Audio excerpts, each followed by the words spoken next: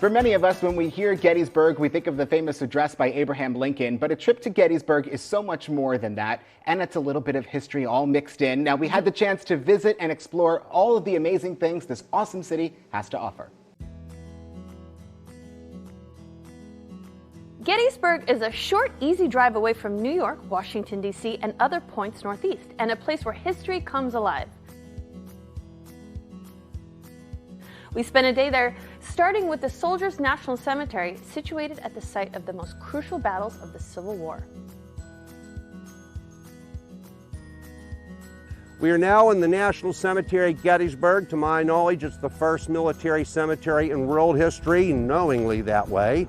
It is America's first military cemetery. We have another national cemetery prior to this, but this is our first military cemetery. Largely Civil War dead are buried within the heart of the cemetery there. There's an annex beyond that stone wall with more dead, and then these are World War II and World War I largely veterans right down there.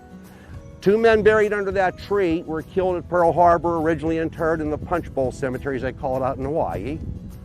That tree was a gift from the nation of Japan prior to the war, and it's a Japanese maple they rest under. We learned from our guide Dawn that alongside the notables buried there, there are many who are unknown. Well, sort of. That's unknown dead. Okay. What's unfair to me about it, we know the names of some of these men. But because of regulations about reburial here, you had to have not just the name, you had to have his unit he served in, like the 134th New York or the 27th Pennsylvania. They don't have that, and paperwork wasn't so good then. Right. So while they know their names, they buried them unknown. Seems like if they got a name, it should be on the grave.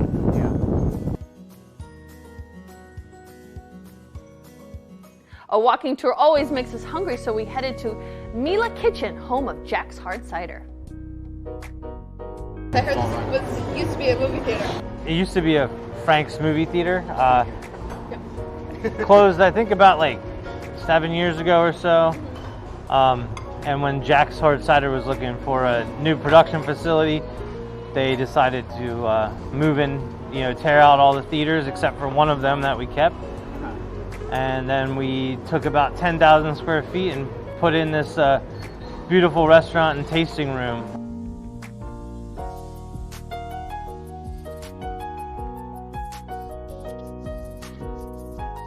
All of this looks incredible. Delicious. Tell me what we get to try. So right now we have 2 of our signature pizzas cooked in our Mariforni pizza oven, as you can see behind me here.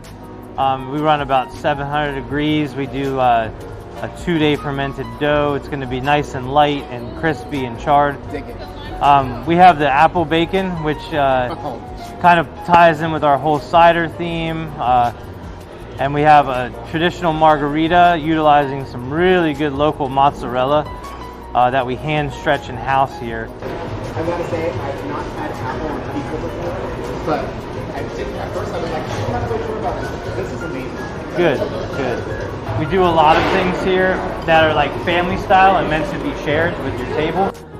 So you could order a half or a whole steak and then just share it. And it's that good. How many people actually end up sharing it? I don't know, but I know that I came here to eat with my wife and friends the other day, and I didn't get a piece of steak. So.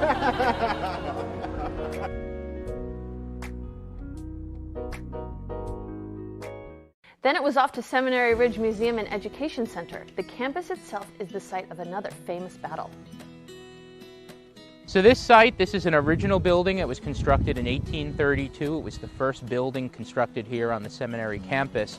And on the first day of the Battle of Gettysburg, the battle is going to begin about 2 miles to the west of this building along Harris Ridge, west of town. And by the end of the day, the fighting is going to come basically to the back door of this building. Throughout the day, it's going to be turned into a field hospital, and there are going to be hundreds of wounded patients that are brought into this building and are going to be suffering here for 3 days while the building is in Confederate hands.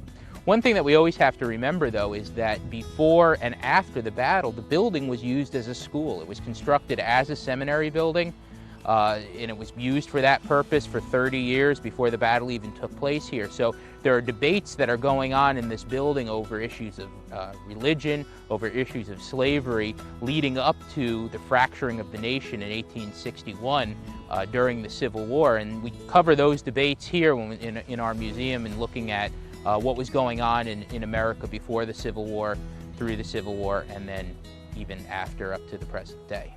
Gettysburg was awesome, wasn't it? It really was, and it's so close to DC too. It's was within really... driving distance of so many different places. Everyone needs to go and take a trip out to Gettysburg.